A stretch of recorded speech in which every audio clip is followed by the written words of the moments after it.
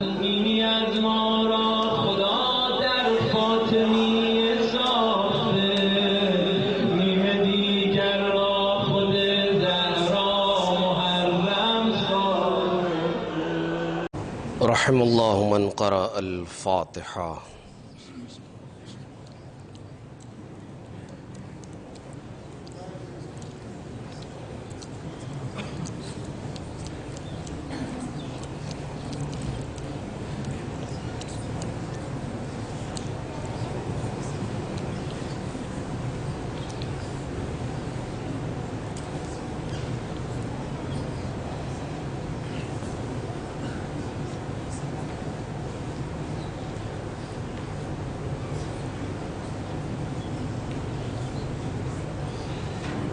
أعوذ بالله السميع العليم من الشيطان اللعين الرجيم. بسم الله الرحمن الرحيم. الحمد لله الذي هو الحق المبين، والصلاة والسلام والتحية والإكرام على العبد المرتضى والنبي المجتبى والرسول المصطفى أبي القاسم محمد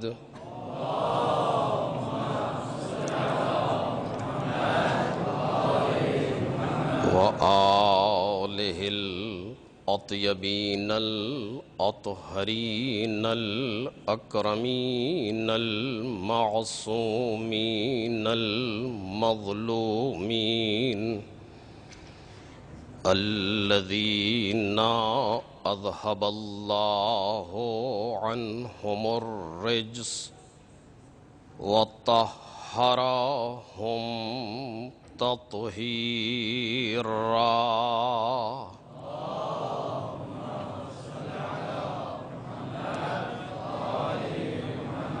لا سيما ابن الزهراء بقية الله وآيته الكبرى واللعنة الأبدية على أعدائهم أجمعين. أما بعد، فقد قالت سيدتنا ومولاتنا الزهراء عليها السلام: جعل الله طاعتنا نظاما للملة وإمامتنا.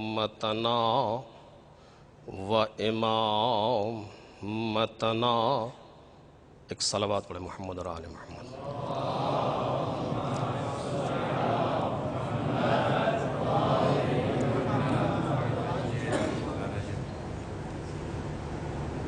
بزرگان محترم اور برادران ارجمند،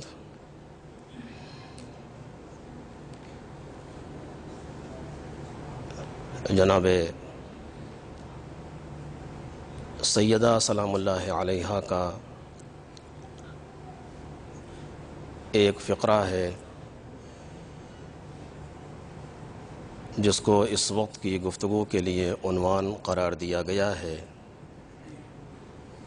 کہ جعل اللہ ولایتنا یا امامتنا امانا للفرقہ.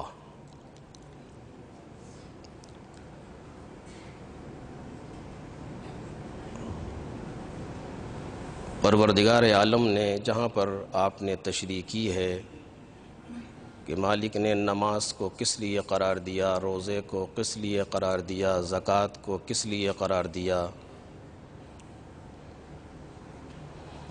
اسی مقام پر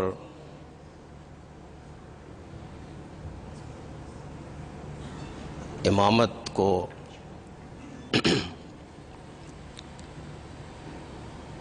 اور ولایت کو بیان کیا کہ یہ پروردگار عالم نے کیوں قرار دیا، اور اسی تسلسل میں فرماتی ہیں جعل اللہ پہلے صلاۃً و زکاۃً و فلاں طاعتنا نظاماً للملہ و امامتنا اماناً للفرقہ، کہ ہماری اطاعت ایک نظام ہے ملت اسلامیہ کے لیے، اور ہماری امامت امان ہے فرقت کے لیے۔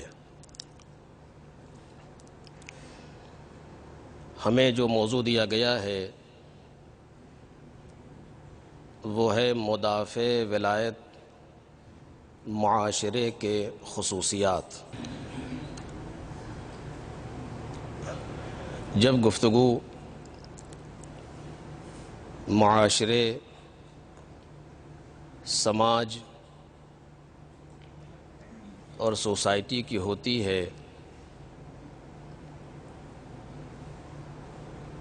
تو عام طور سے سب یہی کہتے ہوئے نظر آتے ہیں کہ معاشرہ خراب ہے، اور ایسے معاشرے میں ہم کیا کر سکتے ہیں۔ ہر انسان یہی کہہ کر کے بری الذمہ ہونا چاہتا ہے اور ہوتا ہے، لیکن اگر اس پر غور کیا جائے اور سوچا جائے تو معاشرہ تشکیل پاتا ہے افراد سے، اور افراد فرد کی جمع ہے مثلا۔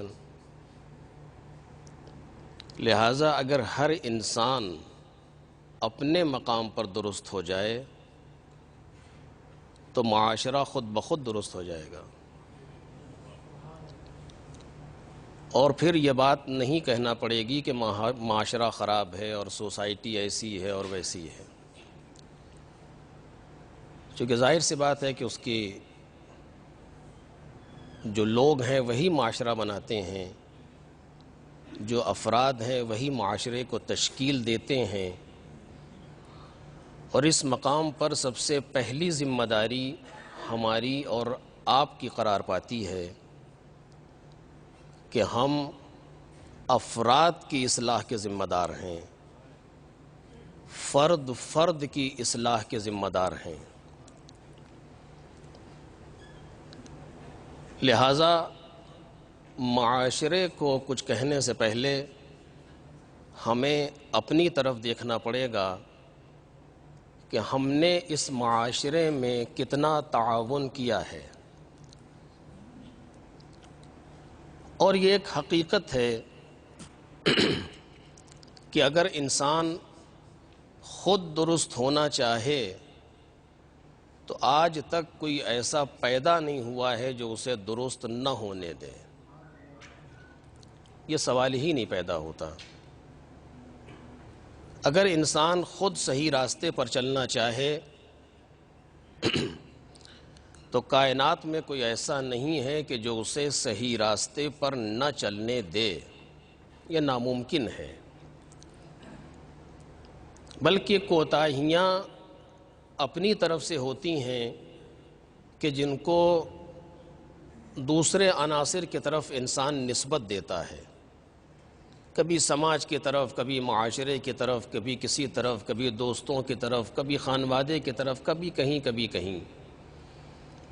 لیکن حقیقت یہ ہے کہ انسان کو پروردگار عالم نے اتنا قوی، محکم، استوار بنایا ہے کہ اگر یہ اپنے آپ پر آ جائے تو اس پر کوئی چیز اثر انداز نہیں ہو سکتی، نہ کوئی قبیلہ، نہ کوئی قوم، نہ کوئی معاشرہ، نہ کوئی سماج، نہ کوئی دوست، نہ کوئی۔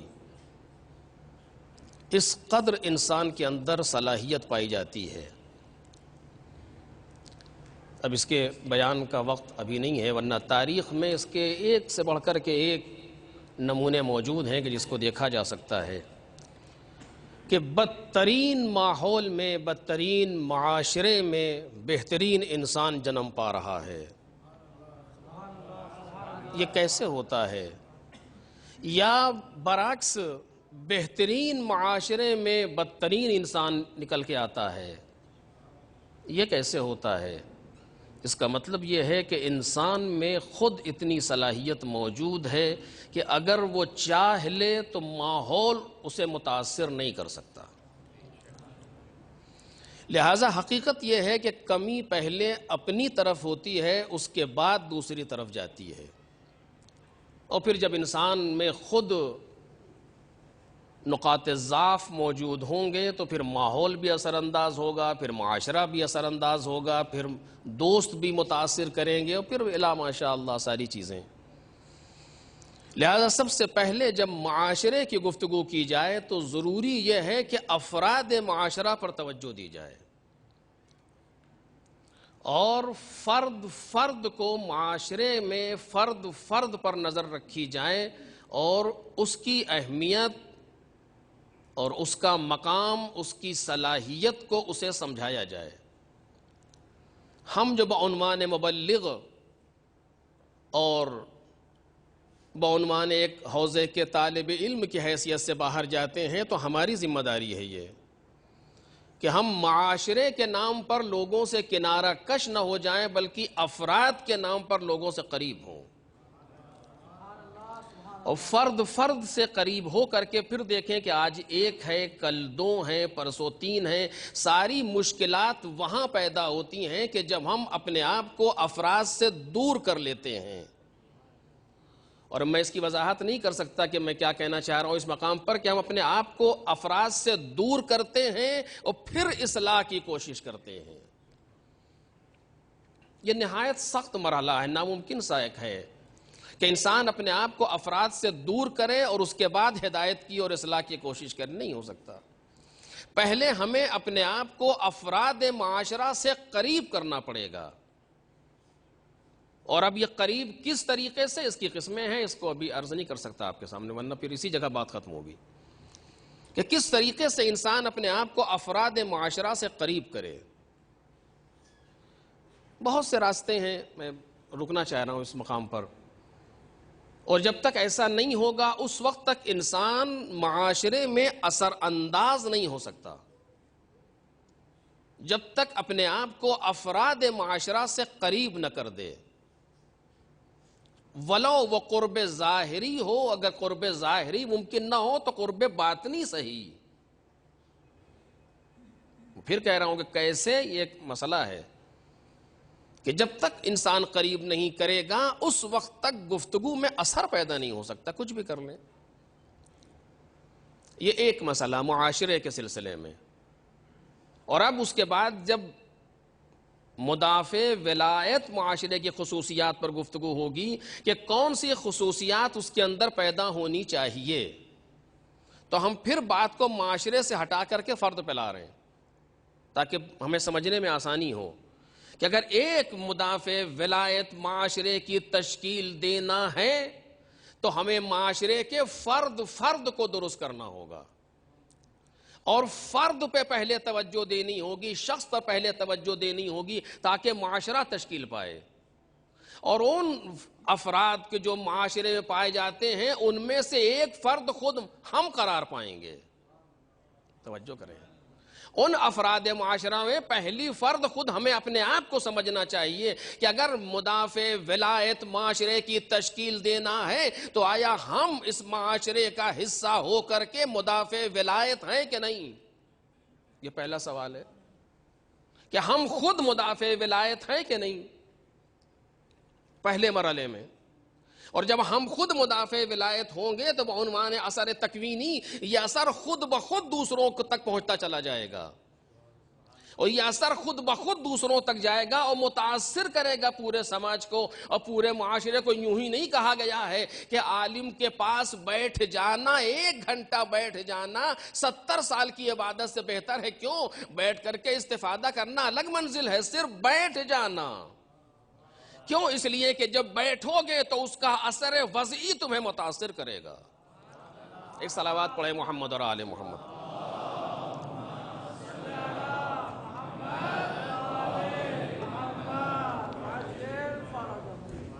کہ جب انسان بیٹھے گا کسی ایسے عالم کے پاس کہ جو خود مدافع ولایت ہے تو اس کے پاس آنے والے خود بخود دفاع ولایت کے لیے آمادہ ہوں گے۔ یہ ایک اثر ہے، اور اس پر کافی گفتگو کی جا سکتی ہے، آپ مجھ سے بہتر جانتے ہیں، لیکن چونکہ میں نے عرض کہا کہ میں بالکل نچلے درجے پر رہ کر گفتگو کرنا چاہ رہا ہوں کہ جہاں تک بھی کوئی مدافع ولایت اگر شخص خود، میں ہوں یا آپ ہو یا کوئی بھی ہو، جو بعنوان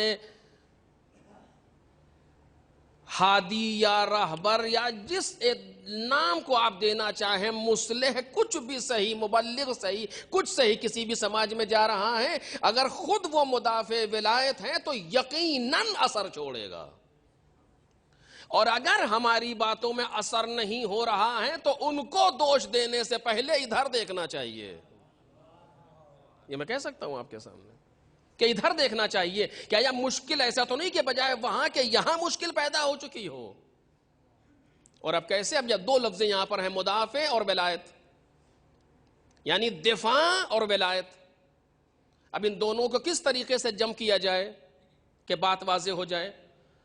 پہلے مرحلے پر جب ولایت کی گفتگو ہوگی تو ہم ولایت کا دفاع کیسے کریں گے؟ پہلے مرحلے پر ولایت کے دفاع کے لیے سب سے پہلی بات جو ہمیں کہنی چاہیے، میں آپ کے ساتھ معذرت کے ساتھ کہ جو کہ یہ بہرحال آپ سے کہنے کی ضرورت نہیں ہے، لیکن چونکہ بات دور تک جا رہی اس لیے عرض کر رہا ہوں، پہلے مرحلے پر جب ولایت کے دفاع کی گفتگو ہوگی تو سب سے پہلا مرحلہ جو سامنے آئے گا کہ ہم آیا مفہوم ولایت کو سمجھتے ہیں یا نہیں؟ سب سے پہلے مرحلے میں، یا ہم مفہوم ولایت کو کیسے سمجھتے ہیں؟ آیا ولایت ہے کیا چیز؟ کیا چیز ہے ولایت اہل بیت علیہم الصلوۃ والسلام، یا ولایت ائمہ طاہرین علیہم الصلوۃ والسلام، ولایت مولائے کائنات علیہم الصلوۃ والسلام؟ خود مفہوم ولایت کیا ہے؟ آیا یہ ولایت کا مفہوم صرف ایک دوستی کی حد تک موجود ہے؟ آیا یہ ولایت کا مفہوم صرف ایک محبت کی حد تک محدود ہے؟ آیا یہ ولایت کا مفہوم ان کے ولایت تکوینی اور تصرفات تکوینی پر محدود ہے، یا یہ ولایت کا مفہوم خود ان کا ہمارے اوپر سرپرست ہونے پر محدود ہے؟ کیا ہے مفہوم ولایت؟ اسی میں اچھی خاصی بحثیں ہیں، لوگ اب اسی میں تقسیم ہوتی ہے لوگوں کی کہ بالآخر یہ مفہوم ولایت جو ہم بیان کرنا چاہتے ہیں یہ کیا ہے، کس معنی میں ہے یہ مفہوم ولایت؟ اگر ہم انہیں مولا تسلیم کر رہے ہیں، اب تو بات کا مرحلہ ہے، پہلے خود مفہوم ولایت کے لیے کہ یہ کس معنی میں ہے، کیا چیز ہے یہ؟ بالآخر صرف یہ ہے کہ ہم ان سے محبت کرتے ہیں، یہ ولایت کے لیے ہمارے کافی ہے؟ میں کسی بات پر تثبیت یا تردید کے مرحلے میں نہیں ہونا، اتنا قد ہے میرا، میں صرف بیان کر رہا ہوں مسئلے کو، کہ صرف یہ کہ ہم ان سے محبت کرتے ہیں، ہم ولایت رکھتے ہیں، کافی ہے؟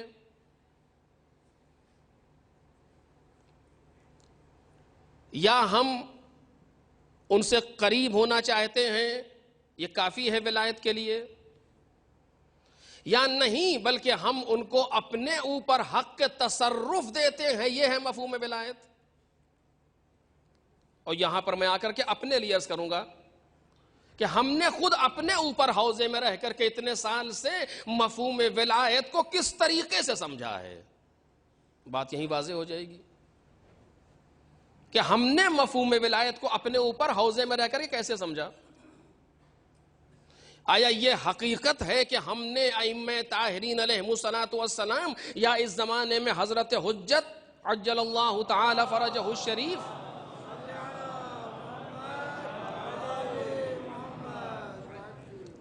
کو اپنے اوپر حق کا تصرف دیا ہے یا نہیں؟ تو ہر انسان اپنی جگہ سمجھ سکتا ہے کہ وقت کا امام ہم پر حق کے تصرف رکھتا ہے یا نہیں. اگر آپ پوچھیں گے لوگوں سے جا کر کہ کیوں نہیں ایسا، بالکل ظاہر سی بات ہے، کہیں وہ تصرف میں رکھنے کون رکھے گا؟ صرف یہ کہنا کافی ہے یا واقعی حق کا تصرف ہے؟ اور ہم ایک طالب علم کی حیثیت سے اپنے آپ کو حق کا تصرف دے رہے ہیں ان کو. ثمرہ عملی کہاں ظاہر ہوگا، پتہ کیسے چلے گا؟ کہ جہاں پر تصرف ٹکرا رہا ہو، ہمارا تصرف اور ان کا تصرف، جہاں پر بات ٹکرا جائے آپس میں ایک دوسرے سے، وہاں پتہ چلے گا کہ ہم نے انہیں حق کا تصرف دیا ہے یا نہیں. اس جگہ معلوم ہوگا. کیسے، کہاں ٹکرا جائے؟ کہ ٹکرانے کی بات یہ ہے کہ وہ کچھ چاہتے ہیں، ہم کچھ چاہتے ہیں، اور اس مقام پر آ کر کے دیکھنا ہے کہ ہم تصرف جو کر رہے ہیں وہ اس اعتبار سے کر رہے ہیں جو ہم چاہتے ہیں یا اس اعتبار سے کر رہے ہیں جو وہ چاہتے ہیں. بات واضح ہو جائے گی کہ ہم نے ولایت میں اگر مولا مانا ہے اور حق تصرف دیا ہے تو واقعا دیا ہے یا نہیں، اور کتنے % دیا ہے ہم نے انہیں حق تصرف، کس مرحلے پر ہے. دن بھر کے 24 گھنٹے میں کتنا وہ ہم پر تصرف کرتے ہیں، کتنا ہم اپنے آپ پر تصرف کرتے ہیں. یہ نکل آئے گا بالکل 2 2 4 کے طریقے سے. سارا محاسبہ یہی ہے، سارا نظام یہی ہے، سب کچھ یہی ہے کہ 24 گھنٹے جو گزرے ہیں آج کے مثلاً، ہم نے ان 24 گھنٹے میں کتنا انہیں حق کا تصرف دیا تھا، کتنا ہم خود تصرف کر رہے تھے اپنے اوپر. واضح ہو جائے گی بات. یہ ایک مرحلہ کے مفہوم میں ولایت بالآخر کیا ہے.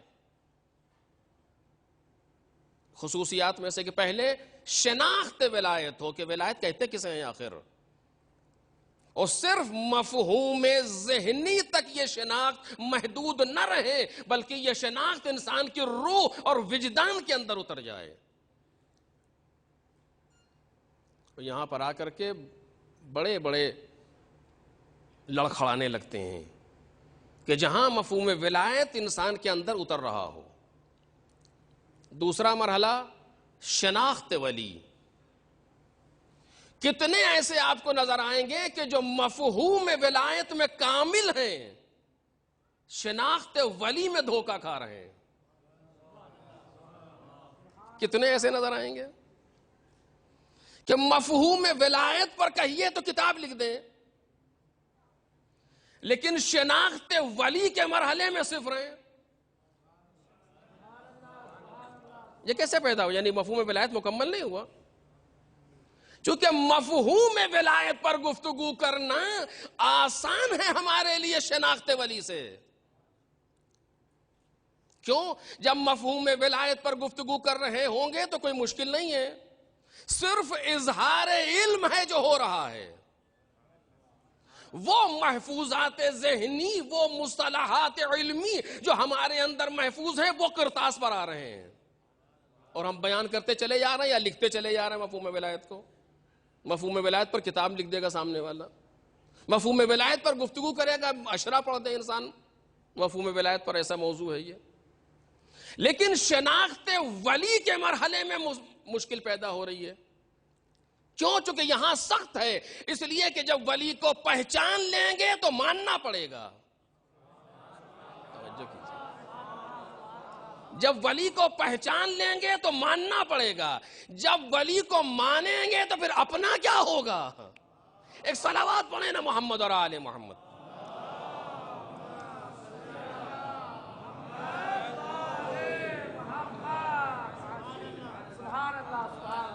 لہذا کتنے ایسے ہیں کہ جو مفہوم ولایت کو مکمل طور سے محسوس کر رہے ہیں لیکن شناخت ولی میں دھوکہ کھا رہے ہیں.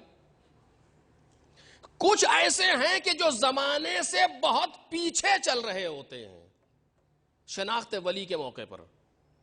وہ خود یہ عجیب طولانی گفتگو ہے اگر آپ اس پر بحث کرنا چاہیں. شناخت ولی کے مرحلے پر زمانے سے بہت پیچھے، کئی برس پیچھے چل رہے ہوتے ہیں. کیسے؟ جب ولی کی ولایت کا ظاہری دور گزر جاتا ہے اور ولی دنیا سے چلا جاتا ہے، بعد میں انہیں ہوش آتا ہے کہ ولی کون تھا، اور تعریفیں سنیے اس کے بعد آپ تاریخ کے اندر، ایسے تھے اور ایسے تھے اور ایسے تھے، پتہ نہیں کیا کیا، اور کتنے ایسے ملیں گے کہ جو ماضی میں گزرے ہوئے اولیاء اور ولیوں کی تعریف کرتے نظر آئیں گے، لیکن حال کے ولی سے کنارہ کش ہوں گے۔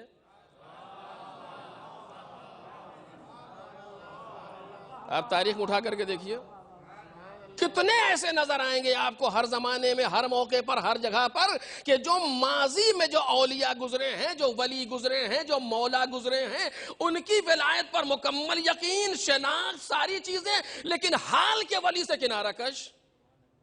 یہ کیا ہے؟ یہ وہی جذبہ ہے۔ ابھی آگے بڑھ کر کے اگر وقت رہا تو عرض کروں گا آپ کے سامنے، چونکہ آپ جانتے ہیں کہ موضوع طولانی ہے۔ یہ ماضی میں جو لوگ گزرے ہیں ان کی تعریفیں کر رہے ہیں۔ آپ کو معلوم ہے مامون رشید ملعون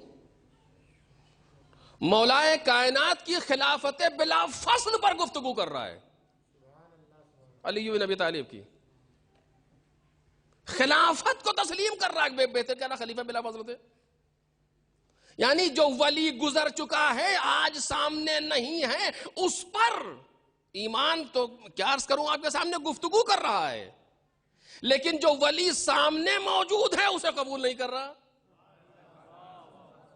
یہ مامون صفت افراد ہر دور میں نظر آئیں گے۔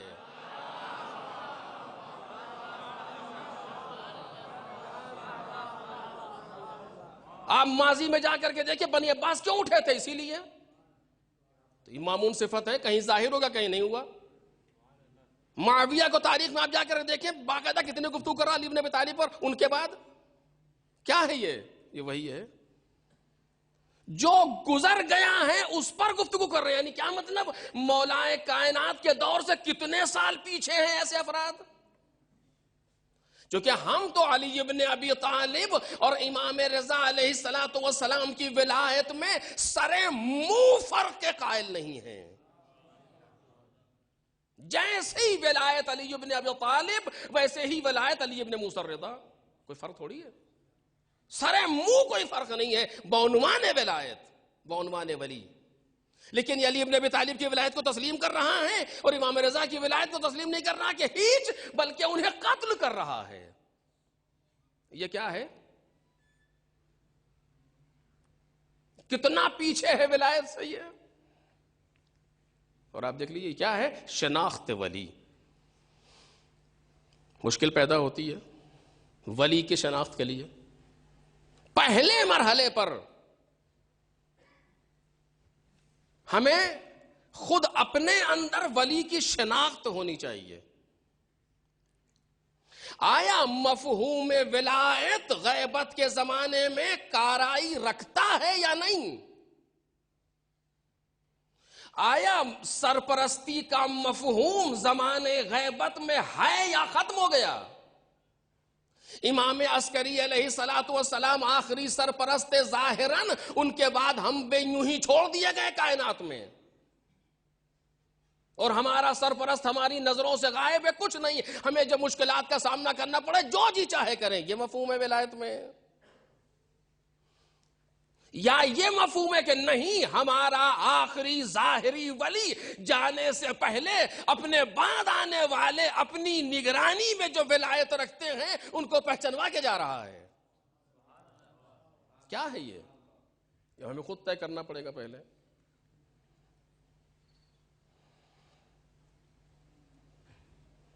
یہ جو جانے سے پہلے کہہ دیا، اب میں نے کہا کہ میں آپ کے لیے گفتگو نہیں کر رہا۔ من کان من الفقهاء سائنا لنفس حافظا لدین مخالفا علی ہوا مطیعا لامر مولا فللعوام ان یخلدوا۔ یہ کیا ہے؟ یہ اسی مفہوم ولایت کو امامت کی نگرانی میں آگے بڑھانے کا مسئلہ تو ہے،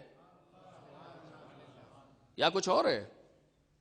اگر یہ فقیہ ولایت نہیں رکھتا تو اس کا حکم ہم پر واجب کیسے ہو گیا؟ سامنے کی بات ہے.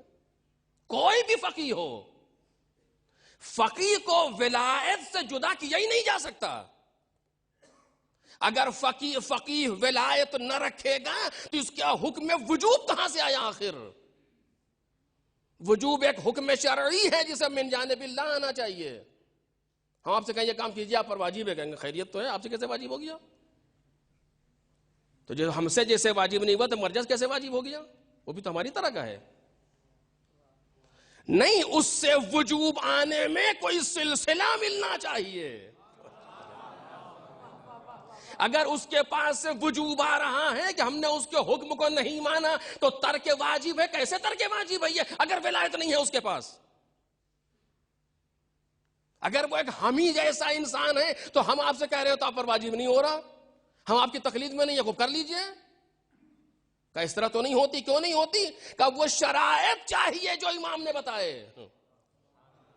اس کا مطلب یہ ہے کہ اگر وہ شرائط چاہیے جو امام نے بتائیں تو یہ وجوب اس فقیہ کی طرف سے نہیں ہے، اس امام کی طرف سے ہے جو شرائط دے کے بیان کر رہا ہے. ایک صلوات پڑھیں محمد اور آل محمد.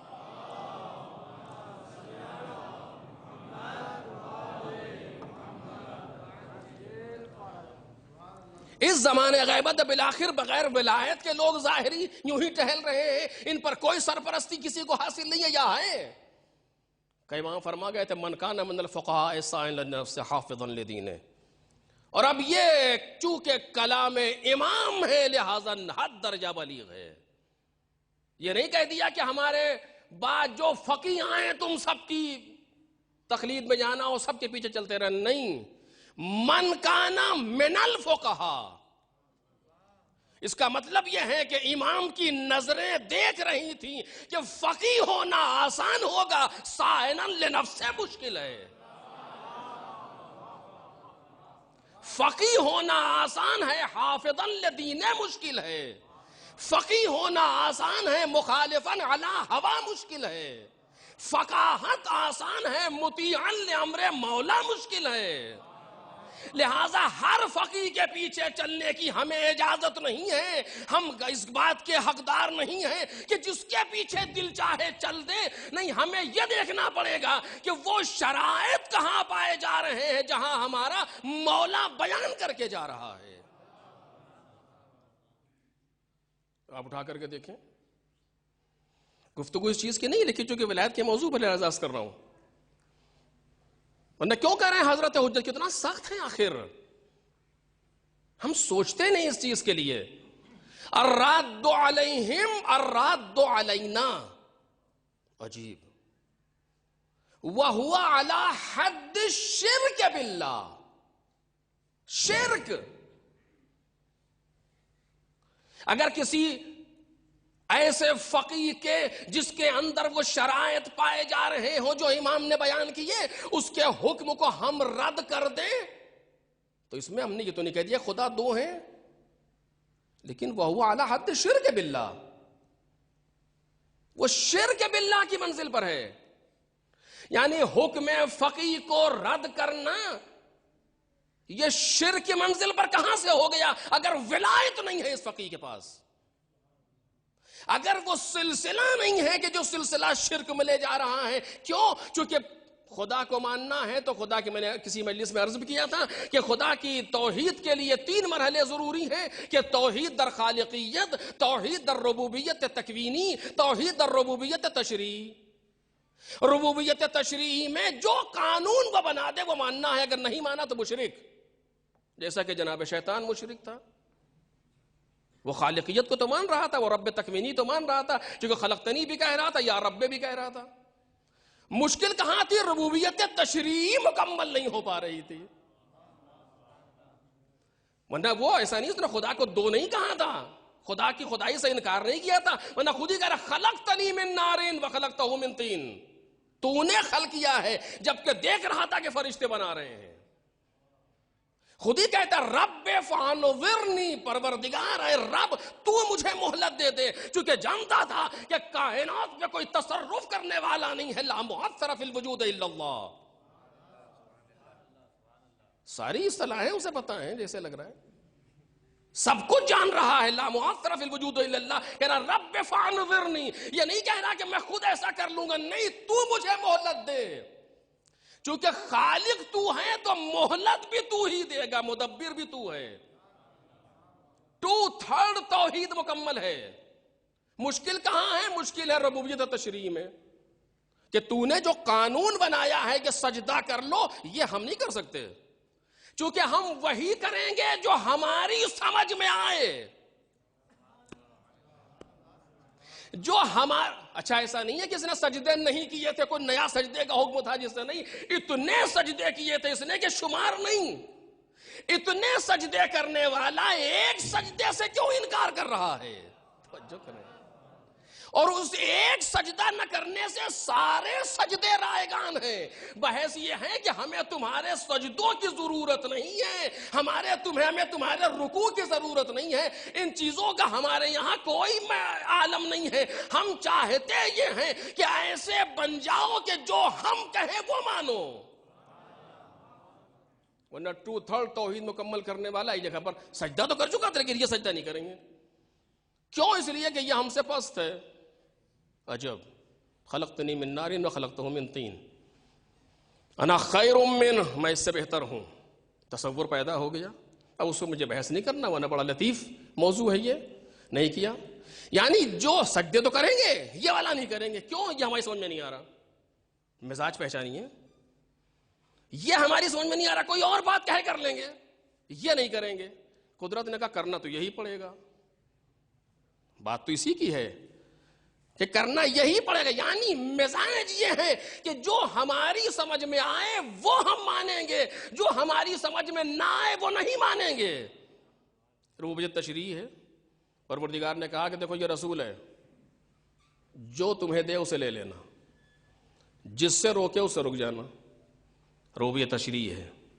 اگر کسی نے رسول نے جو دیا وہ لے لیا تو یہ ہوا موحد, اور جو دیا وہ نہیں لیا یا کچھ لیا کچھ نہیں لیا تو یہ ہوا مشرک. جیسے کہ شیطان, کافر. رسول نے کیا کہا؟ میں جا رہا ہوں, 2 چیزیں. کیا کہ قرآن اور اہل بیت. اب جس نے قرآن اور اہل بیت دونوں کو لے لیا وہ ہوا موحد. جس نے دونوں میں سے کوئی ایک چھوڑ دیا وہ ہوا مشرک.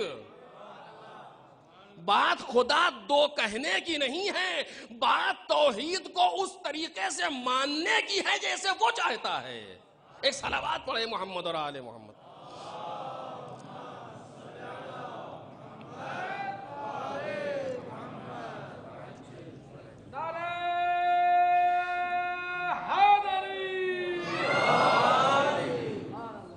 تو ایک مرحلہ امامت کا سلسلہ شروع ہوا. جس نے دونوں کو لے لیا, قرآن اور اہل بیت کو, وہ موحد ہو گیا. امام جاتے جاتے آخری مرحلے پر آئے کہ میں جا رہا ہوں من کان من الفقہاء فللعوام ان یقلدوا.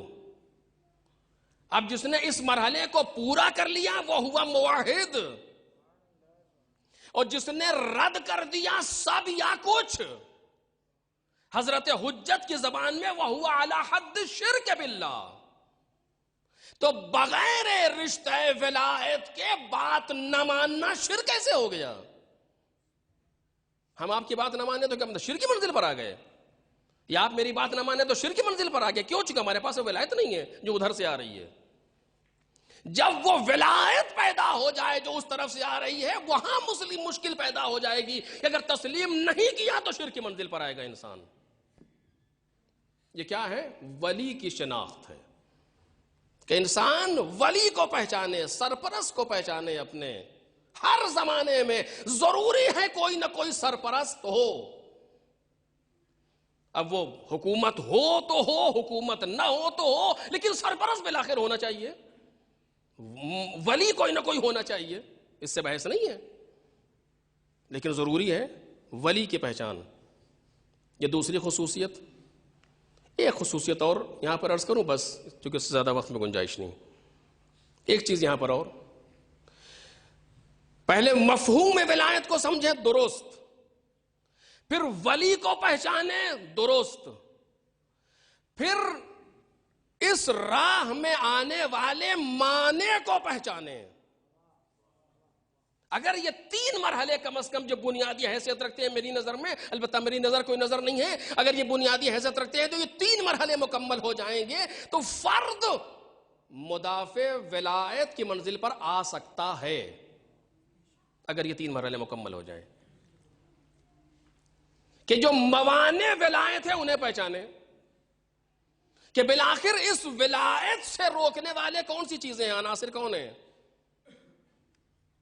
کہ جو اس ولایت سے روکیں گے یا شناخت ولی سے بالآخر اس راہ میں چلنے سے روکیں گے، کون سی چیزیں ہیں وہ؟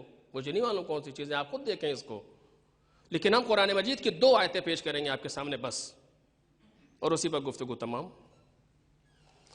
2 معنی بہت اہم ہیں ہمارے سامنے جو قرآن مجید نے بیان کیا، اور آپ سب جانتے ہیں اسے، میں صرف تذکراً عرض کر رہا ہوں، دور تک بات جا رہی ہے، اس لیے 2 معنی بہت ضروری ہیں جو بہت اہم ہیں، کہ جو ہے ایک معنی درونی ہے اور ایک معنی بیرونی ہے، 2 معنی ہیں، دونوں قرآن مجید نے بیان کیا، جو دونوں معنی خدا کے مقابلے میں قرار پاتے ہیں، ہم مشرک بناتے ہیں انسان کو۔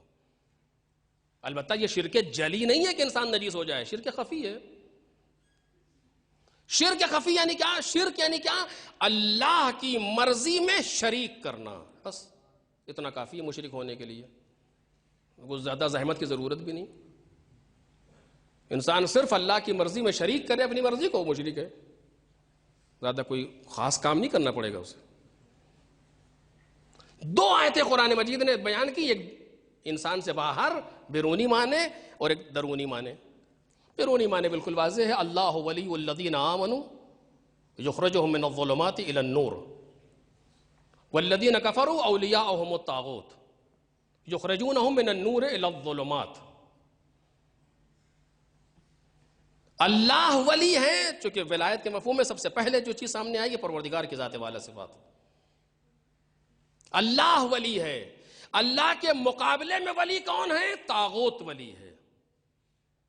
اب طاغوت کی تعریف کیا ہے؟ ضرورت ہی نہیں تعریف کرنے کی، جو چیز خدا کے مقابلے میں آ جائے وہ طاغوت ہے، کیونکہ صاف کہہ رہا ہے نا یہاں پر مقابلہ ہے۔ اللہ ولی الذین آمنوا، اللہ ایمان لانے والوں کا ولی ہے، یخرجونہم من الظلمات الی النور، وہ ان کو ظلمتوں سے نکال کے نور کی طرف لے جاتا ہے۔ والذین کفروا اولیاؤہم الطاغوت، اور جن لوگوں نے کفر کیا ہے، انکار کیا ہے، اب ضروری نہیں کفر سے مراد وہی کفر جس نے پیغمبر کی رسالت کو نہیں مانا وہ بھی کافر ہے، کسی ضرورت دین کا انکار کر دیا وہ بھی کافر ہے۔ جس مرحلے پر آپ جا کر کے دیکھیں، شیطان نے خدا کا انکار تھوڑی کیا تھا، شیطان نے ایک حکم نہیں مانا تھا، وہ کافر تھا، وَكَانَ مِنَ الْكَافِرِينَ۔ وہ جو لوگ کافر ہیں ان کے اولیاء طاغوت ہیں۔ انداز کیا ہے؟ یخرجونہم من النور الی الظلمات، وہ نور سے نکال کے ظلمتوں کی طرف لے جاتے ہیں۔ اب یہاں پر آپ کے سامنے تو واضح ہے، لیکن میں سننے والوں کے لیے ذرا سی بات کہہ رہا ہوں کہ جو مقابلہ استعمال کیا گیا ہے یہاں پر وہ ذرا سا کیا کہوں، قرآن مجید ہے سامنے، لیکن مفہوم عام کے اعتبار سے توازن نہیں ہے۔ کیوں؟ جب ظلمتوں کا مقابلہ تھا تو انوار سے ہونا چاہیے تھا، جب نور کا مقابلہ تھا تو ظلمت سے ہونا چاہیے تھا۔ دونوں عربی کے لفظوں کی مشکل تو ہے نہیں، اگر پروردگار یہ کہہ دیتا کہ اللہ ولی الذین آمنوا یخرجوہم من الظلمۃ الی النور تو کوئی مشکل تو نہیں آ جاتی، یا والذین کفروا اولیاؤہم الطاغوت یخرجونہم من النور الی الظلمۃ، کوئی مشکل تو نہیں آتی۔ نور و ظلمت محاورہ ہے اور مقابلہ بھی اس طرح سے ہے، لیکن پروردگار عالم نے جہاں جہاں بھی قرآن مجید میں نے دیکھا کہ جب بھی نور کا مقابلہ کیا تو ظلمات سے کیا، اور جب ظلمات کا مقابلہ کیا تو نور سے کیا۔ مجھے نہیں پتا کہ پروردگار ظلمت کو واحد نہیں ہونے دے رہا اور نور کو جم نہیں ہونے دے رہا۔ اب یہ آپ مجھ سے بہتر جانتے ہیں، جہاں تک آواز جا رہی ہے لوگ بھی جانتے ہوں گے کہ عربی میں ایک کے لیے واحد آتا ہے، 2 کے لیے تثنیہ آتا ہے، 3 یا ان سے زیادہ کے لیے جمع استعمال ہوتی، سب جانتے ہیں۔ لیکن پروردگار عالم نے نور کو واحد رکھا، ظلمت کو جم بیان کیا، جو ایک اور دو پر اطلاق ہی نہیں ہو سکتا۔ اور جہاں بھی قرآن مجید نے کہا آپ اٹھا کر کے دیکھیے، اب مجھے نہیں معلوم کیا ہے پروردگار، کہیں ایک جگہ تو اس طرح نہیں۔ ہم چاہتے ہیں کہ جب نور کا مقابلہ ہو تو نور کے لیے ذہن واحد رہے اور ظلمت کے لیے ذہن میں جم کا تصور آئے۔ مجھے نہیں معلوم پروردگار کیا کرنا چاہتا ہے یا کیا کہنا چاہتا ہے، لیکن ہوا یہی ہے کہ ظلمتوں کو مقابلے میں رکھا گیا ہے نور کے، اور نور کو مقابلے میں رکھا گیا ہے ظلمتوں کے۔ یعنی کچھ اندھیرے ہیں جن سے ہٹنا ہے اور ایک نور ہے جس کی طرف جانا ہے۔ ایک صلوات پڑھ دے محمد اور آل محمد۔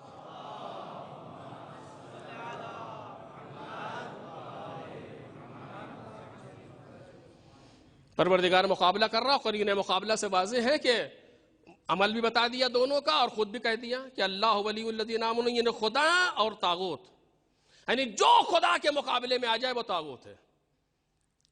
یہ ہے بیرونی معنی جو انسان کو ولایت کے مرحلے پر نہیں پہنچنے دے گا، یہ طے ہے۔ اگر کسی طاغوت کی سرپرستی کو ہم نے قبول کر لیا تو دنیا تھک جائے گی، ہمیں درست کرتے ہوئے نہیں کر پائے گی، چونکہ معنی موجود ہے۔ مقتضی ہوتے ہوئے بھی نتیجہ نہیں نکلے گا، چونکہ معنی موجود ہے۔ اب بہت سی باتیں کھل کے نہیں کہہ سکتا ہوں آپ کے سامنے، چونکہ وقت میں گنجائش نہیں، ضرورت بھی نہیں۔ مقتضی کے ہوتے ہوئے بھی نتیجہ نہیں نکلے گا، چونکہ معنی موجود ہے۔ کسی طاغوت کی سرپرستی کو قبول کیا ہے۔ طاغوت کون؟ جو خدا کے مقابلے میں ہو، خدا کے مقابلے میں ہو، رسول کے مقابلے میں ہو، امام کے مقابلے میں ہو، سب خدا کے مقابلے میں کہلائے گا۔ یعنی جو بھی اللہ کے یا اللہ کے ولی کے مقابلے میں قرار پائے گا طاغوت ہے، جس زمانے میں بھی ہو۔ یہ ہے بیرونی معنی۔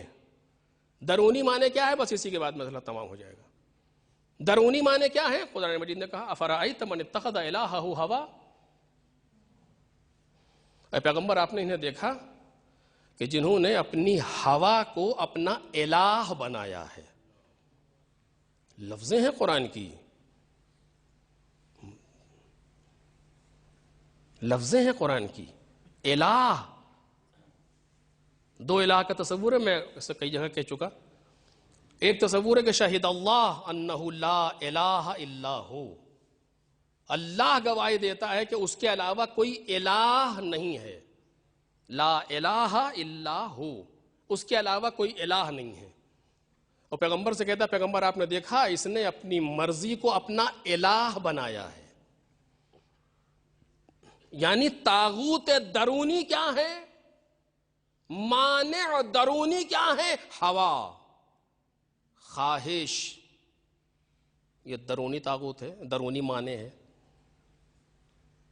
شان نزول کیا ہے؟ بڑا لطیف ہے۔ کعبے میں بت رکھے جاتے تھے بت شکن کے آنے کے پہلے، اور لوگ اس میں ان کی پرستش کرتے تھے۔ وہ کیسے کرتے تھے مجھے نہیں پتا، ہم نے ایسے ہی دیکھا ہے۔ اب وہ جس طرح بھی کرتے رہے ہوں بیچارے، وہ جا کر کے اس کے سامنے پوجا کرتے تھے، پرستش کرتے تھے، کرتے رہتے تھے پورا سال، جو بھی ان کے دن معین تھے، کیا تھا مجھے نہیں معلوم۔ اور اس کے بعد جب سال میں ایک بازار لگتا تھا ایک مرتبہ، تو اس بازار میں جاتے تھے، ڈھونڈتے تھے کوئی بہترین بت کوئی اور نظر آئے، کوئی مثلا لیٹسٹ ورژن، تو اس کو لا کر کے رکھتے تھے، پرانے والے کو پھینک دیتے تھے، اسے رکھتے تھے، اس کے سامنے کھڑے ہوتے تھے، اس کے سامنے پوجا میں لگ جاتے تھے۔ اور اگر اگلے سال اس سے کوئی اور، جیسے آپ دیکھیے اب کون ہے جو ونڈو 98 استعمال کر رہا ہو کہ لیٹسٹ ورژن ہے، تو ان کو بھی جب کوئی اچھا بت دکھ جاتا تھا لا کر کے تو اس کو ہٹا دیتے تھے، اس کے سامنے کھڑے ہو جاتے تھے۔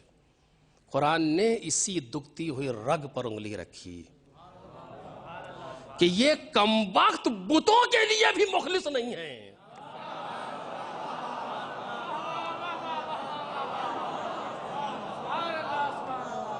ایک صلوات پڑھیں بآواز بلند پر محمد اور آل محمد۔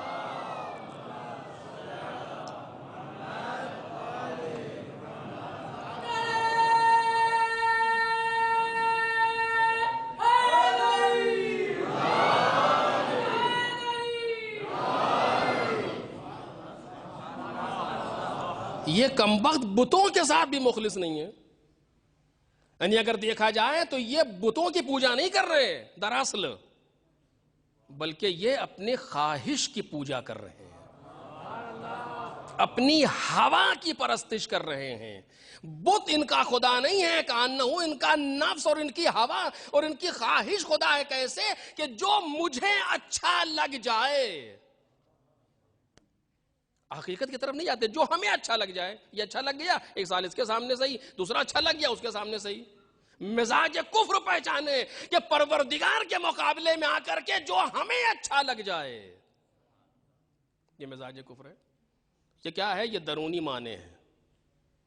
اگر کسی انسان کے اندر یہ معنی موجود ہے تو میں ذمہ داری سے آپ سے کہہ رہا ہوں کہ ولایت اس کے اندر نہیں پائی جائے گی اس مرحلے تک.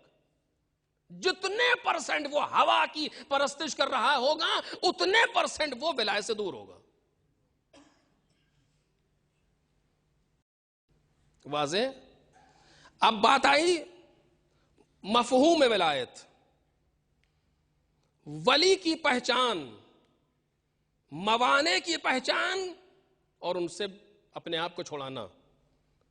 جب کم از کم ان 3 مرحلوں پر انسان پہنچ جائے اب اسے حق حاصل ہے کہ ولایت کا دفاع کرے. اب اس انسان کو حق حاصل ہے کہ ولایت کا دفاع کرے. جو خود نہیں پہچانتا کہ مفہوم ولایت کیا ہے وہ دفاع کیا کرے گا؟ جو خود نہیں جانتا کہ ولی کسے کہتے ہیں وہ دفاع کیا کرے گا؟ جو خود اپنے اندر درونی اور بیرونی معنی لیے گھوم رہا ہو وہ ولایت کا دفاع کیا کرے گا؟ وہ اگر بنام دفاع میدان میں پہنچ بھی گیا تو فرار ہی کرتا نظر آئے گا. لیکن جہاں انسان اپنے آپ سے گزر چکا ہو، خواہش نفسانی کو روند چکا ہو اور اب اس کے اندر میں نہیں وہ آ چکا ہو، تو اب جب یہ میدان میں قدم رکھے گا تو پھر چاہے اسرائیل سامنے ہو اسے بھاگنا پڑے گا، امریکہ سامنے ہو اسے بھاگنا پڑے گا، ساری دنیا امن کی آ جائے لیکن اسے بھاگنا پڑے گا. اور اکیلا کہے گا میں اکیلا کافی ہوں سیریا کو آزاد کرانے کے لیے. ایک صلوات پڑھ دے محمد اور آل محمد.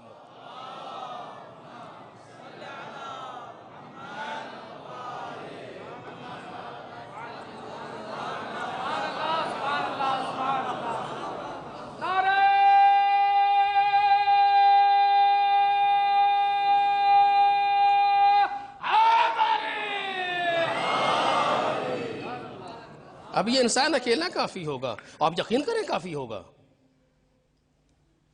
پھر اب کہے گا کہ ضرورت نہیں ہے ایران کی ملٹری یا ایران کی ارتش کی، نہیں سپاہ کی ضرورت نہیں ہے، میں تمہارے لیے کافی ہوں.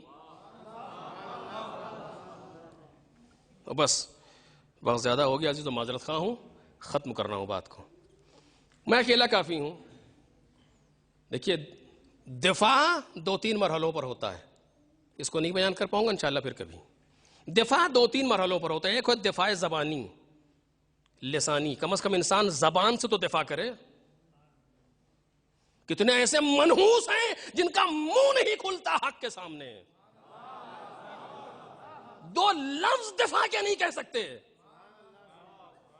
یہ ایسے نامراد ہیں کہ جو خاموش رہنے کا بھی پیسہ لیتے ہیں.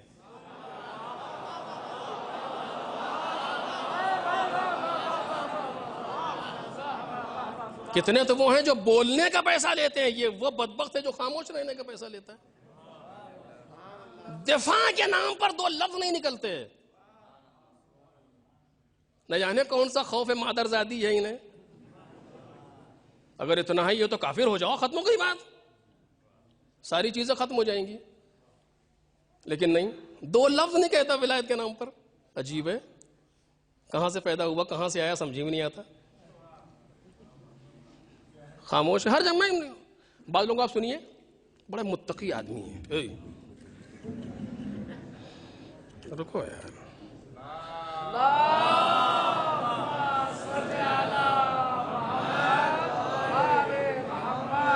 تعریف کرتے ہیں تقوی کی، بڑے متقی، بڑے پرہیزگار آدمی، بڑے اچھے آدمی. کیا کیوں کس لیے کہہ رہے ہیں آپ؟ کہا کسی مسئلے میں کچھ بولتے ہی نہیں. تقوی کی تعریف کسی مسئلے میں کچھ بولتے ہی نہیں. عجیب، یہ کون سی تعریف ہے جو جناب امام متقین کو نہیں پتا تھی؟ پورے خطبے حمام میں ایک جگہ بھی یہ نہیں کہا کسی مسئلے پر نہیں بولتا. کبن اللبون کا مطلب یہ تھوڑی ہے کہ آپ نہ بولیں. کبن اللبون کے معنی یہ نہیں ہے کہ نہ بولیں، تو پھر تو دشمن کامیاب ہو ہی گیا.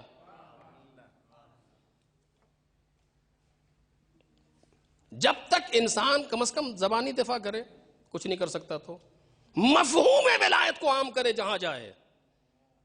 ہماری ذمہ داری ہے، آپ کی ذمہ داری ہے، چھوٹ نہیں سکتے اس سے. مفہوم ولایت کو عام کرے. مفہوم ولایت پروردگار کیا ہے، مفہوم ولایت رسول کیا ہے، مفہوم ولایت ائمہ کیا ہے، مفہوم ولایت مراجع کیا ہے، مفہوم ولایت حاکم کیا ہے. بالآخر بیان ہوا یا نہیں ہوا، بیان کرے. اس کے بعد دوسرا مرحلہ دفاع کا ہے کہ انسان کم از کم جو کہہ رہا ہے اسے باور کرے. سیاستاً اگر کسی ولائی مجمع میں پھنس گئے تو نہ بولے.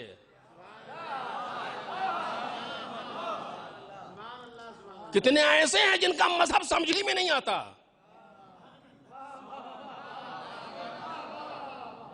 اب اس جگہ پر مجھے مولانا حسن صاحب قبلہ مرحوم کی بات یاد آ رہی ہے کہ میں ایسا مذہب کیوں اپناؤں جسے بتاتے ہوئے شرماؤں. سمجھ ہی نہیں آتا، یہاں کچھ وہاں کچھ، ادھر کچھ ادھر کچھ. عجیب، ہر ہوا کے رخ پر بہ رہے ہیں. یہ نہیں ہونا چاہیے. اگر مدافع ولایت بننا ہے علی بن ابی طالب کے لیے تو جو کہہ رہے ہو اسے باور کرو، اور اگر دل نہیں کہہ رہا ہے تو مت نکالو زبان سے ایسے جملے.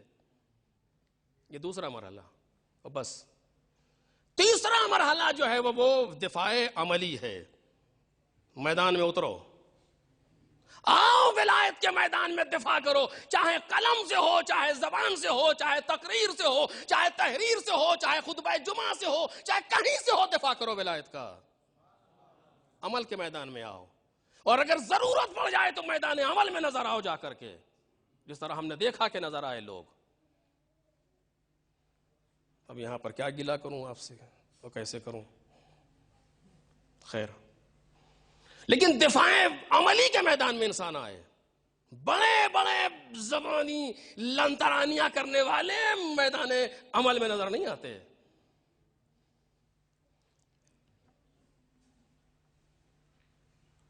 لیکن کچھ ایسے ہوتے ہیں ثابت قدم جو میدان عمل میں نظر آتے ہیں. وہ جس نے کہا تھا کہ میں اکیلا کافی ہوں، اس نے کر کے دکھایا میدان عمل میں.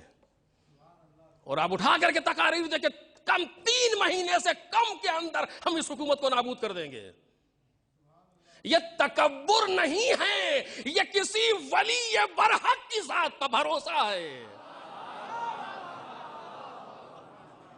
ایک صلوات پڑھیں بآواز بلند بر محمد اور آل محمد.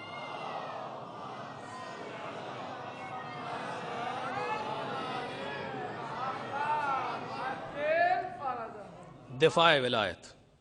اگر ہمیں کسی مدافع ولایت معاشرے کی تشکیل دینا ہے تو پہلے ہمیں خود مدافع ولایت بننا ہوگا. اور پھر یقین رکھیں ایک طالب علم اگر کسی مقام پر کھڑا ہو گیا تو مدافع ولایت بنا کے رہے گا. کیونکہ یہ زبان ہماری نہیں ہے، یہ زبان ان کی ہے کہ جہاں جاؤ گے اثر چھوڑو گے. پہلے خود اپنے آپ کے اندر وہ چیز پیدا کرو. میرے عزیزو، ایسا نہیں ہوگا کہ ہم ہندوستان پاکستان کے ایئرپورٹ پر اترے، کوئی سوئچ آن ہو گیا اور ہمارے اندر ولایت نہیں. ہمیں یہیں اس کا پورا کرنا پڑے گا. اسی جگہ پر یہیں سب پرکھے جاتے ہیں، یہیں سب پہچانے جاتے ہیں کہ کون ہے وہ جو اپنی خواہش میں بہ رہا ہے اور کون ہے جو مولا کے سامنے تسلیم ہو رہا ہے. یہی نظر آتا ہے، یہی نظر آتا ہے. کتنے تھے اس وقت جو علی ابن ابی طالب کا دفاع کرتے؟ کہاں چلے گئے تھے وہ سارے کے سارے؟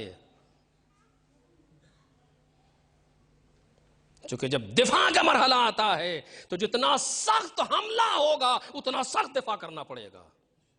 یہ طے ہے.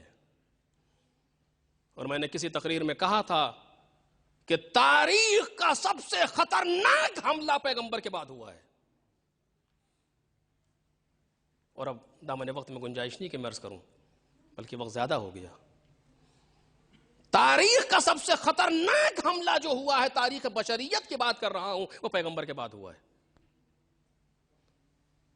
سب سے خطرناک دور جو تاریخ بشریت پہ گزرا ہے وہ یہی 75 دن ہے، وہ یہی 95 دن ہے، جو بھی ہو، سب سے خطرناک دور، چونکہ کمال نبوت کو برباد کیا جا رہا تھا،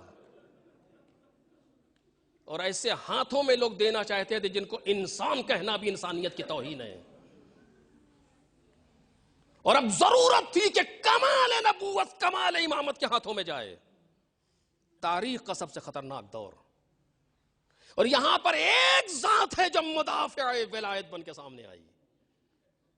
اگر اس کے سامنے ولایت کے دفاع کا معاشرہ نہیں تھا، وہ اکیلی ذات پورا معاشرہ بن کر کے سامنے آئی، اور آج آپ دیکھ لیں کہ اس کے دفاع کا نتیجہ تھا کہ آج اس دنیا کی کوئی سرزمین ایسی نہیں ہے جہاں پر علی ولی اللہ کہنے والے افراد نہ ہوں۔ اور کبھی اگر آپ،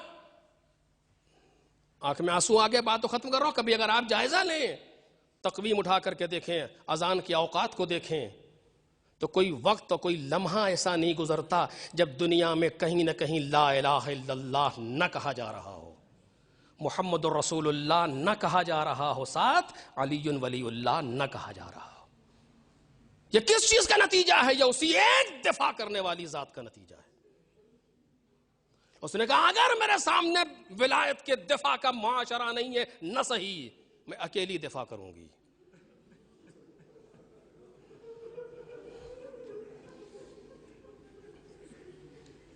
بہت سخت ہے عزیزو، بہت سخت ہے، لیکن بی بی نے کر کے دکھایا۔ سب سے خطرناک دور ہے تاریخ کا، میں ذمہ داری سے کہہ رہا ہوں آپ کے سامنے۔ پیغمبر نے جتنے بھی کام کیے ہیں جناب سیدہ کے ساتھ، یوں ہی نہیں کیے۔ یا علی انفذ ما امرت کا بہی فاطمہ، شوخی ہے یہ؟ آ رہی ہیں تو کھڑے ہو رہے ہیں، کوئی مزاح فرما رہے ہیں، نعوذ باللہ۔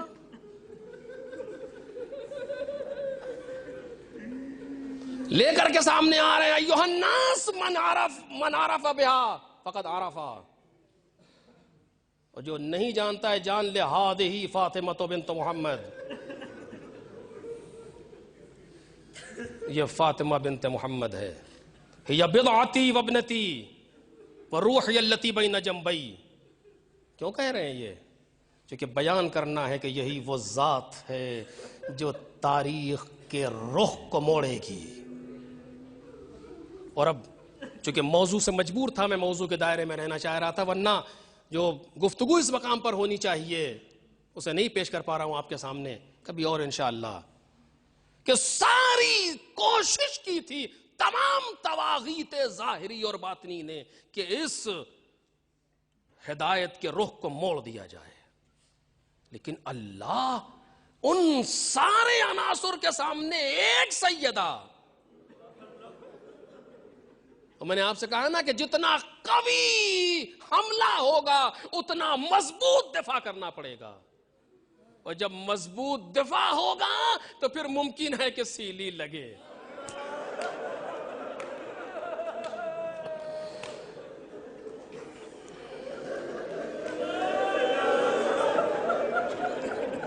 کیونکہ دفاع علی ابن ابی طالب کا مرحلہ ہے،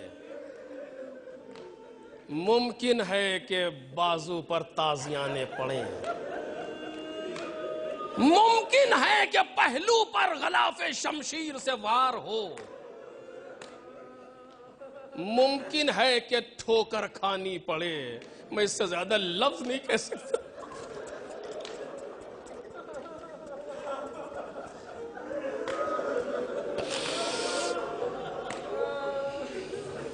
یہ سب ممکن ہے، یہ سب ممکن ہے۔ جب سنا ہے نا آپ نے، مہاجر و انصار کے دروازوں پر جاتی ہیں، نسیتم یوم غدیر خم، آیا تم غدیر خم کو بھول گئے؟ یہ جاتی ہیں کہنا تو آسان ہے، ذرا سوچے کبھی اس پر، کیسے جاتی ہیں؟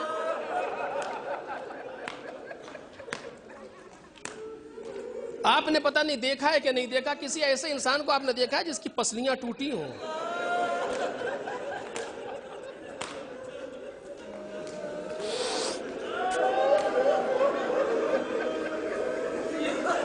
میں نے دیکھا ہے، ایک عالم دین کو دیکھا، ایکسیڈنٹ سے ان کی پسلی ٹوٹ گئی، عیادت کے لیے گئے، پوچھا کہ کیسے ہیں، کیا کیفیت ہے، تو کہیں بس یہ سمجھ لیجئے کہ سانس نہیں لی جا، مرد، پسلی ٹوٹی، سانس نہیں لی جاتی، 18 برس کی خاتون، پسلیاں ٹوٹی، نہیں فلاغر، رات کی تاریکی میں بچوں کو لیے ہوئے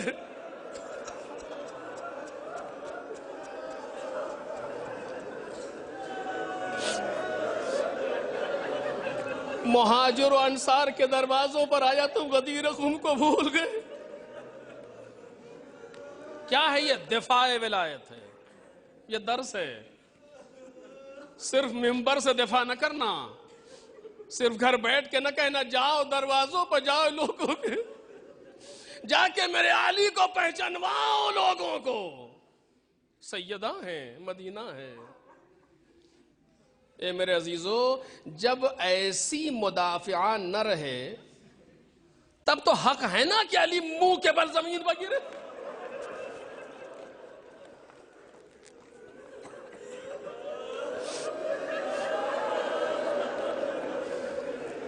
تب تو یہ حق بنتا ہے نا کہ علی ابن ابی طالب منہ کے بل غش کھا کے زمین پر گرے۔ وہ علی جس نے پیغمبر کے فراق کو برداشت کر لیا، جو بڑے بڑے مراحل کو جس نے سر کر لیا، لیکن جیسے ہی بچے کمر میں آ کے لپٹے، بابا مولا کائنات منہ کے بل زمین۔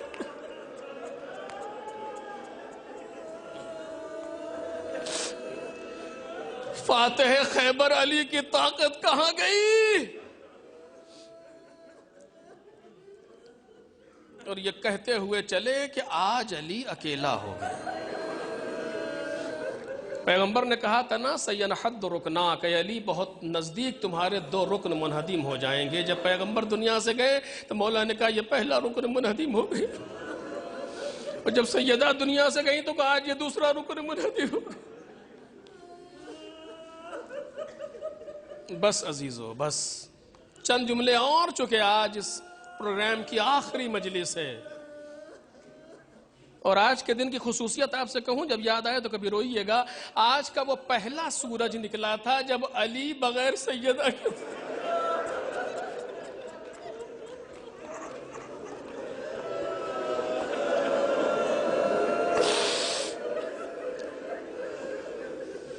آج مولا کے گھر میں سناٹا تھا، آج تسبیح زہرا کی آواز نہیں آ رہی تھی۔ ہاں، ایک 6 برس کی بچی اپنے ماں کے انداز میں مصلی لے کر کے اٹھتی ہے۔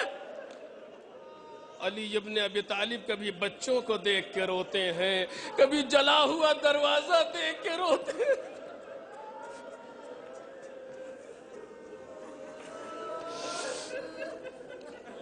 آئے، گھر آئے، دیکھا سیدہ چادر اوڑھے صحن خانہ میں آرام کر رہی ہیں، بیٹھ گئے، آواز دیے بنت مصطفیٰ۔ اب تک جو مصیبتیں پڑتی تھیں آپ سے کہہ کر کے دل ہلکا کر لیتا تھا۔ اے بنت مصطفیٰ یہ بتائیے اب علی اپنی مصیبتوں کو کس سے، یعنی اب وہ وقت آ گیا کہ علی کنویں میں منہ ڈال کے گفتگو کرے۔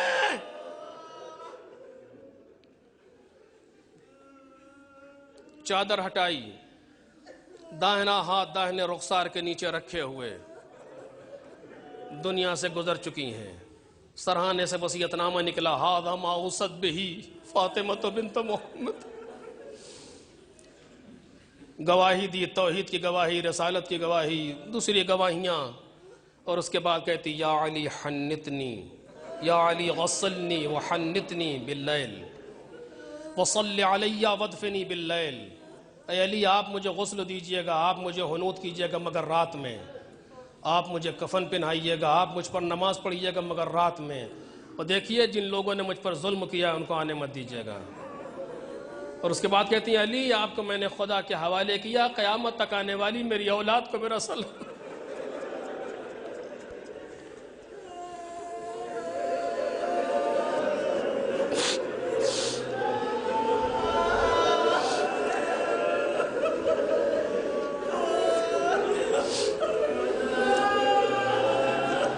انتظار کر رہے ہیں مولا کائنات. مختصر کر رہا ہوں، جلدی سے گزر رہا ہوں. انتظار کر رہے ہیں کہ رات آ جائے، رات چھا جائے. دروازوں پر لوگ جمع ہیں، دروازے پر لوگ آ گئے. خبر اڑ گئی مدینے میں کہ سیدہ دنیا سے گزر گئیں. امام حسن سے کہا بیٹا جا کے ان سے کہہ دو کہ ماں کے امر میں ابھی تاخیر ہے، اپنے اپنے گھروں کو واپس جائیں. امام حسن نے آ کر کے اعلان کیا کہ اماں کے امر میں. بابا نے کہا تاخیر ہے، اپنے اپنے گھروں کو واپس جائیں. مجمع چلا گیا. علی کا دروازہ خالی ہو گیا. جب مولا نے محسوس کر لیا کہ پڑوسی سو گئے، علی نے آستین چڑھائی.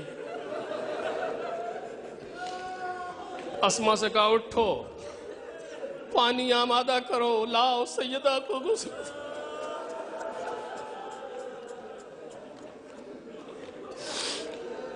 بچوں آہستہ رونا، محلے والے اٹھ نہ جائیں. بچے آستین منہ میں لگائے ہوئے ہیں کہ آواز نہ نکل جائے. مولا کائنات نے غسل دینا شروع کیا. درمیان غسل علی چیخ مار کے روئے. کسی نے بعد میں پوچھا یا علی خیریت آپ ایسے رو رہے؟ کیا بتائیں علی، مولا علی کیا کہیں؟ جب ہاتھ بازوؤں پر آیا ہوگا تو سوجے ہوگا، جب پسلیوں پر پہنچا تو ٹوٹی ہوئی. جنازہ آمادہ ہوا. امام حسن کو بھیجا جاؤ جا کے ابو ذر کو بلا کر کے لاؤ. اب وہ لوگ جمع کیے جا رہے ہیں جن میں اہلیت ہے سیدہ کو کاندھا دینے کی. ابو ذر کہتے ہیں رات آدھی سے زیادہ گزر چکی تھی، کسی نے دق الباب کیا، میں جلدی سے باہر آیا. کون دیکھا؟ بڑا شہزادہ حسن دیوار سے سر لگائے رو رہے. شہزادے خیریت کا؟ چچا چلیے اب بابا نے بلایا ہے، اماں کو دفن کر.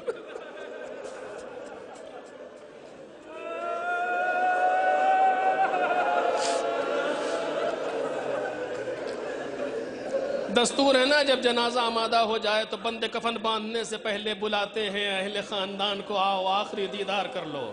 مولا نے بھی بلایا آؤ ہلمو تزودوا من امکم، آؤ اپنی ماں کا آخری دیدار کر لو، اب ملاقات قیامت میں ہوگی. بچے آئے، تاریخ کے جملے ہیں سارے صیغے تثنیہ کے. آئے اپنی ماں کے پاس، جنازے کے پاس کھڑے ہوئے، آواز دی یا ام الحسن و یا ام الحسین اذا لقیت جدنا محمد المصطفى فقرئیہ من السلام وقولی له ان قد بقینا یتیمین بعدک فی دار الدنیا. اے اماں جب نانا سے ملاقات ہو تو سلام کہیے گا، اور کہیے گا ہم دونوں آپ کے بعد یتیم ہو.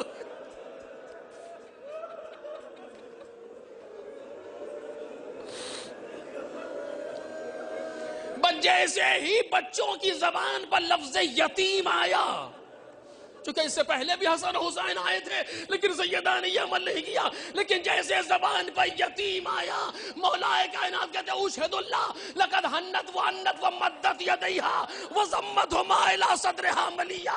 سیدہ نے دونوں ہاتھ پھیلا دیے، اپنے دونوں بچوں کو سینے سے لگا لیا. اذن بحاتف یا علی ارفعہما فلقد ابکیا واللہ ملائکۃ السماء. اے علی ان کو اٹھا لو، ملائکہ میں کوہرام مچ گیا. مولا علی آگے بڑھے، حسن کا بازو تھاما، اٹھو میرے لال حسن، اٹھو اٹھو بیٹا حسین اٹھو. ہاں ماں باپ کے جنازوں سے بچوں کو اسی طرح پیار سے جدا کیا جاتا. کوئی تماچا مار کے تو نہیں ہٹاتا، کوئی تازیانہ مار کے تو نہیں ہٹاتا.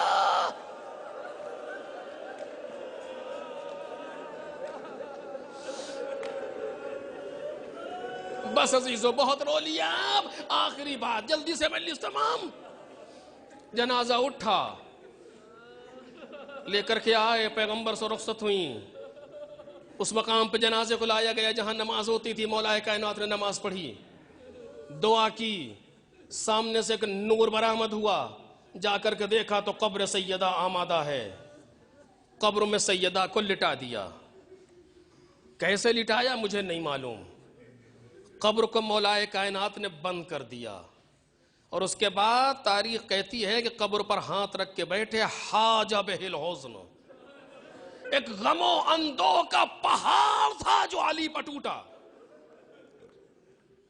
پیغمبر کی قبر کا رخ کیا، آواز دی، السلام علیک یا رسول اللہ، انی وعن ابنتک الناضلۃ فی جوارک والسریعۃ اللحاق بک.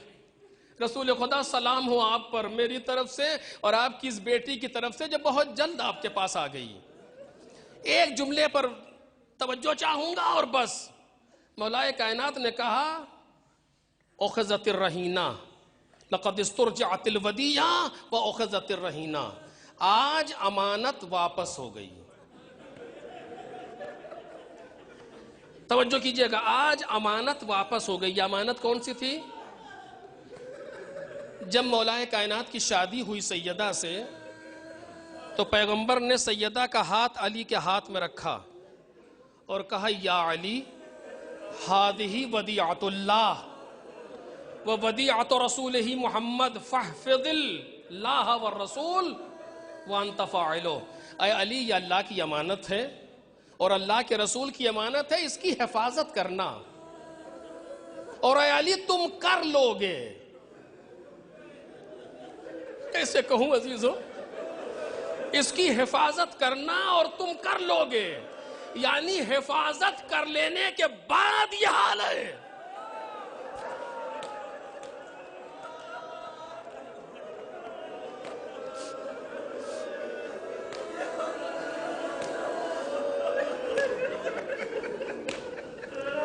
دو تین جملے جلدی جلدی مولائے کائنات نے کہے. رسول اللہ ستنبئک ابنتک بتضافر امتک علیہا. رسول خدا، یہ بیٹی آپ سے خود بتائے گی کہ آپ کی امت نے اس کے ساتھ کیا کیا، لیکن ایسے نہیں بتائے گی. فاحفظ السوال واستخبرها الحال، ان سے زیادہ سوال کیجئے گا اور ان سے حالات کو پوچھئے گا. رسول اللہ، یا علی سب کچھ تو آپ نے کہہ دیا، حالات بھی بتا دیں. نہیں بتا رہے. مجھے نہیں معلوم علی بن ابی طالب کیا سوچ رہے ہوں گے اس وقت، لیکن ہمیں تاریخ کا ایک واقعہ یاد آ رہا ہے. بس 1 منٹ مشکل سے مجلس تمام. پیغمبر نے ہجرت کی، مولائے کائنات کو بستر پر لٹا کے چلے گئے اور کہا، اے علی یہ امانتیں فلاں فلاں کی ہیں، ان کو دے دینا، اور اس کے بعد ان خواتین کو، ان لوگوں کو لے کر کے آ جانا، میں تمہارا انتظار فلاں جگہ کروں گا اور وہاں مجھ سے مل لینا. خواتین ہیں جن کو لے کر کے جانا ہے. مولائے کائنات نے کہا ٹھیک ہے. پیغمبر چلے گئے. مولائے کائنات نے امانتوں کو پہنچایا، جن کی امانتیں تھیں دیں، اور اس کے بعد خواتین کو جمع کیا اور جو لوگ تھے سب کو جمع کیا، جن کو پیغمبر نے کہا تھا رات کی تاریکی میں لے کر کے چلے. دشمنوں کے جواسیس نے جا کر کے اطلاع دے دی کہ علی پیغمبر کی بیٹی کو لے کے چلے گئے.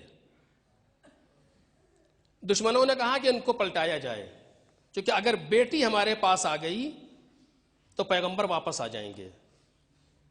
کتنا پرانا طریقہ ہے. کئی لوگ منتخب کیے گئے نہایت شجاع اور بہادر اپنے زعم ناقص میں. 8 لوگ کا تاریخ نے لکھا ہے، اس میں ایک سے بڑھ کر کے ایک شجاع. پیچھا کیا، یہ طے ہوا کہ اس راستے سے جا رہے ہوں گے. آ کے راستے میں کمین کی ضجان کے جگہ پر. ضجان مولائے کائنات اکیلے لیے ہوئے 2 لوگ آپ کے ساتھ ہیں، شتربان، اور لے کر کے جا رہے ہیں. ایک جگہ پر دشمنوں نے حملہ کیا. 8 لوگ ہیں، سب ایک سے بڑھ کر کے ایک بہادر. مولائے کائنات کی جنگ ابھی کسی نے دیکھی نہیں ہے. علی کی عمر کل کتنی ہے؟ 23 سال. جیسے ہی دشمنوں کو مولائے کائنات نے دیکھا تو کہا اونٹوں کو بٹھاؤ، ان کے پیروں کو باندھو، اقال کرو. اونٹوں کو بٹھایا گیا، اقال کیا گیا. خود آگے آئے، خواتین کو نیچے اتارا، ایک جگہ پر بٹھایا. کہ گھبراؤ نہیں، تم لوگ گھبرائیے نہیں، ہمیں. جناب سیدہ نے کہا، یا علی جس کا آپ جیسا محافظ ہو،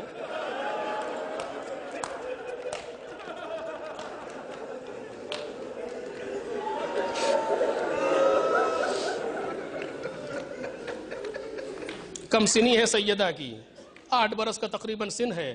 یا علی جس کا آپ جیسا محافظ، اسے گھبرانا کیسا؟ آئے دشمنوں کے سامنے کھڑے ہوئے، کیا چاہتے ہو؟ ان لوگوں نے کچھ بدتمیزی کے جملے کہے جو میں کہہ نہیں سکتا آپ کے سامنے. تمہیں واپس چلنا ہوگا. کیا تم یہ سمجھتے ہو کہ تم لے کر کے چلے جاؤ گے؟ یہ احترام میں کہہ رہا ہوں، تمہیں واپس چلنا ہوگا. علی ابن ابی طالب نے کہا کہ نہ گئے تو؟ کہا ہم تمہیں لے چلیں گے. کہا آگے بڑھو. ان لوگوں نے مولائے کائنات کی حس کو دیکھنے کے لیے ان خواتین کی طرف کا رخ کیا. جب ادھر بڑھے تو خواتین میں کھلبلی مچی. علی ابن ابی طالب تلوار نکال کے آگے بڑھے، اور جو سب سے آگے آگے آ رہا تھا اس پر وار کیا علی نے، 20 سے 2 کیا. اور اس کے بعد کئی سے علی ابن ابی طالب نے جنگ کی، سب کو کچھ کو مارا، کچھ بھاگ گئے. اور آئے خواتین کے پاس، کوئی گھبراہٹ تو نہیں، سب کو بٹھایا. بس پڑھ چکا میں عزیزو. سب کو پھر اونٹ پر سوار کیا، لے کر کے آئے، پیغمبر کے پاس پہنچے. یا علی خیریت؟ کہا رسول اللہ خیریت، حملہ ہوا تھا لیکن سب محفوظ ہیں، یہ آپ کی امانت آپ کے حوالے.